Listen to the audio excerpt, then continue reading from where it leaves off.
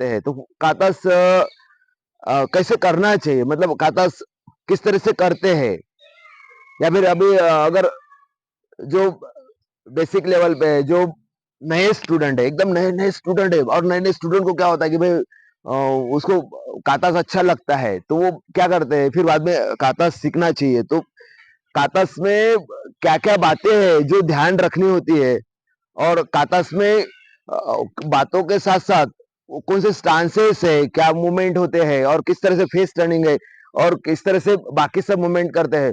बहुत सारे कातास होते हैं जो बहुत ही सीनियर लेवल के होते हैं, कुछ जूनियर लेवल के होते हैं, सीते कातास होते हैं जो हाईएस्ट लेवल पे होते हैं, जो बेसिक कातास होते हैं जो लोअर लेवल के बेल्ट्स के होते हैं। जो वो कातास अरे समझ के चलो, उस कातास के बारे में इधर थोड़ा सा जानकारी हम लोग लेंगे, और उसके कैसा करना है उसके बारे में हम लोग यहाँ पे डिस्कस करने वाले हैं। तो ये वीडियो सभी के लिए है जो भी कातास लवर है, कि भाई उसको करते समय क्या क्या बातों का ध्यान रखना होता है, कोई भी कातास कहाँ पे स्लो करना होता है, किस जगह पे फास्ट करना होता है, और दिखाते समय कैसे दिखाना है उसको, वो सारी बातें यहाँ पे हम लोग अभी डिस्कस करने वाले सब आपके साथ।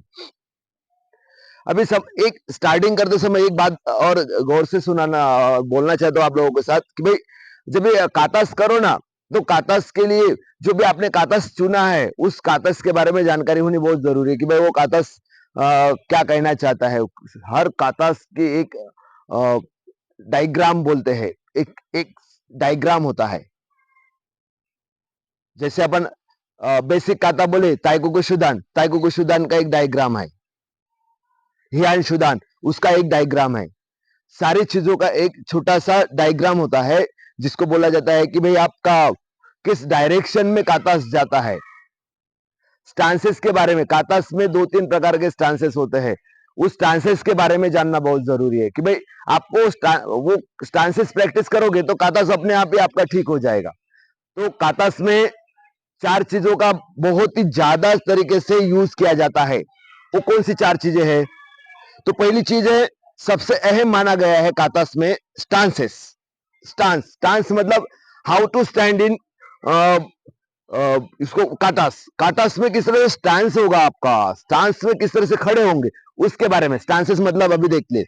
अभी ये जो स्टांस है झेनकोसर्जी स्टांस, अभी झेनकोसर्जी स्टांस में क्या करते हैं कि ये जो सामने का जो लेग है डाउन, तो अगर आप हैंड इस तरह से रखोगे तो ये हैंड आपका स्ट्रेट होना चाहिए, और यहाँ पे इतनी गैप आनी चाहिए, 4 इंच की गैप, किसी का 3 इंच की गैप आती है, यहाँ पे इस तरह से गैप होती है, इस तरह से।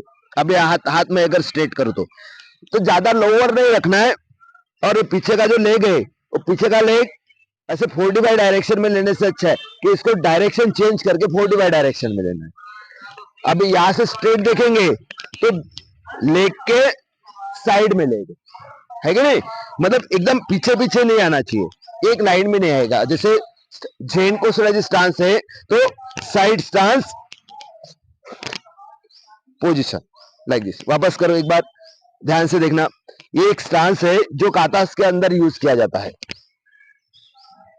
अभी ये पूरा चिपकना नहीं चाहिए, हैंड में डिस्टेंस होगा 6 इंच का यहाँ पे। पहली बात, मतलब कातास में आने वाला स्टांसेस, कातास में स्टांस फर्स्ट नंबर भी किया जाता है, स्टांस सबसे अहम माना गया है। अगर स्टांसेस प्रॉपर नहीं है तो कातास प्रॉपर नहीं बनेगा, तो स्टांसेस होना बहुत जरूरी है। तो स्टांस कौन सा और कौन सा कहां पे स्टांस आता है उसके बारे में। अभी ये जो स्टांस लिया हम लोगों ने, स्टांस का नाम है झेनकोसर्जी स्टांस। दूसरा स्टांस आता है नेकोसर्जी, है ना। जैसे आप सितोरु कातास करते हो, या फिर बहुत सारे कातास है, जैसे शोतोगन के भी कातास में नेकोसर्जी है। बहुत सारे स्टांसेस होते हैं जो नेकोसर्जी के जैसे होते हैं, और ये इसको इस स्टांस का नाम है नेकोसर्जी। नेकोसर्जी करते समय आपका जो बैक साइड लेग है वो 45 डायरेक्शन में होगा। जैसे ये जो लेग है, ये इसका डायरेक्शन 45 है, और जो फ्रंट लेग है उसका डायरेक्शन स्ट्रेट है, स्ट्रेट। देन और उसके अंदर जितनी गैप है, ये जो शोल्डर है ना हमारे, इस शोल्डर की गैप है उसमें, दोनों ये जो दोनों थंब है, थंब का डायरेक्शन जो होता है उसके अंदर जितना डिस्टेंस होता है वो आपके शोल्डर डिस्टेंस बोला जाता है, कि आपके शोल्डर का जितना डिस्टेंस होगा उतना डिस्टेंस वहां पे लेना है आपको। ये ना तो ज्यादा बाहर जाएगा आपके फेस से, आपका बॉडी स्ट्रेट होगा, पीछे की ओर झुका नहीं होना चाहिए। कभी कभी स्टांसेस में क्या होता है कि आप लोग बैक साइड झुका देते हो इस तरीके से, ये स्टांसेस प्रॉपर नहीं है। आपका जो बैक साइड है ये स्ट्रेट होना चाहिए, पूरा यहां से स्ट्रेट बैक साइड, और पूरा बॉडी ऐसे, पूरा पीछे वाली बॉडी एकदम स्ट्रेट होगी ऐसे, देखो स्ट्रेट, शोल्डर से पूरा स्ट्रेट, और पीछे का लेग हल्का सा ऐसे फिंगर्स के ऊपर ऐसे रखा हुआ है, ये देखो फिंगर्स के ऊपर है ने, और स्टांस प्रॉपर कैसे देख लो वापस, 45 डायरेक्शन में लिया stance, second stance. Third number stance basic level पे आने वाले स्टांसेस में आता है कीबोर्ड अची स्टांस। कीबोर्ड अची स्टांस वाटर लेवल होता है, ये जो दोनों लेग है ये वाटर लेवल पे रहेंगे, और आपके जो नीस होते है ना, नी, ये नी बाहर की ओर हो गए साइड में ऐसे, ये वाटर लेवल स्टांस पे कीबोर्ड स्टांस है। ये भी स्टांस आता है, कीबोर्ड स्टांस करते समय वो पूरा लोअर लेवल पे होना चाहिए, जैसे वाटर लेवल स्टांस बोला जाता है। सेकंड नंबर पे स्टांस में होता है कि आपका सिकोड स्टांस। सिकोड स्टांस दोनों लेग से बाहर की ओर होते हैं, जैसे कीबोर्ड में स्ट्रेट थे वैसे सिकोड में बाहर की ओर रहेंगे। अभी ये हुआ कॉमन स्टांस कि जिसके अंदर कातास के अंदर लिए गए। सेकंड पार्ट में आता है कि कातास में स्टांसेस के साथ साथ ब्लॉक। अभी ब्लॉक कौन से, तो ब्लॉक बहुत सारे प्रकार के आएंगे उसमें, तो ब्लॉक अलग अलग तरीके से ब्लॉक आते हैं, तो ब्लॉक अच्छे से करना है, जैसे डाउन ब्लॉक, मिडल ब्लॉक, अपर ब्लॉक, है ना, सोतो उके वाला ब्लॉक, पुशिंग वाला अटैक या ब्लॉक, ये सारे ब्लॉक। ब्लॉक के बाद आता है अटैक। अटैक में पंच अटैक, पंच अटैक कॉमन माना गया है, पंच अटैक सभी में आएगा। पंच अटैक ये थर्ड नंबर पे पंच अटैक हुआ।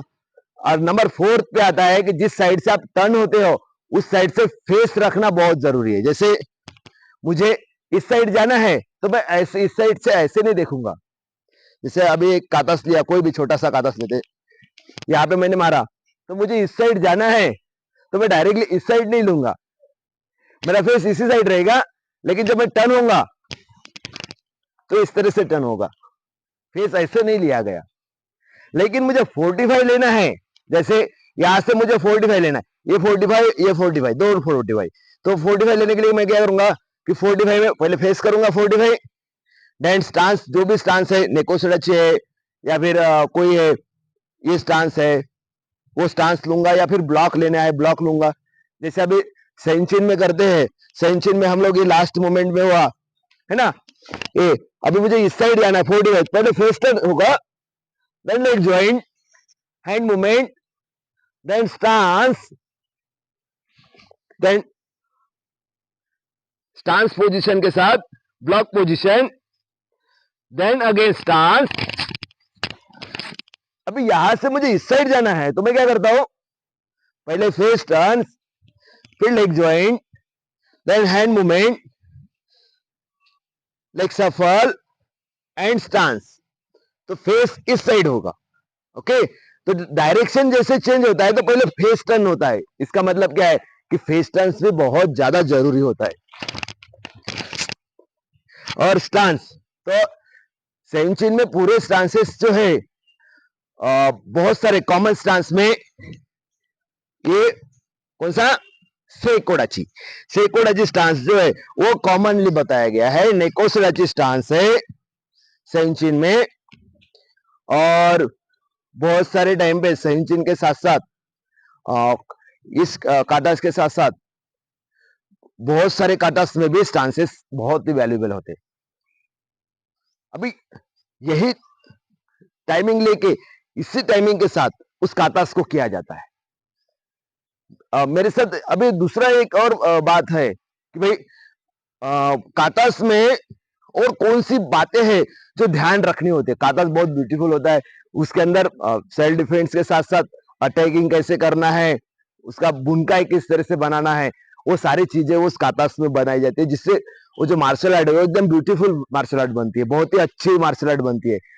खाली फाइट करने से मार्शल आर्ट नहीं आएगी, उसके साथ में कातास भी होना चाहिए। कातास होगा ना तो वो बहुत ही अच्छा उसको एक शेप आएगा वो मार्शल आर्ट को, और सीखने में भी बहुत मजा आएगा। हाँ, उसकी एक खूबसूरती, कातास एक ब्यूटीफुल प्लेस बोला जाता है मार्शल आर्ट में।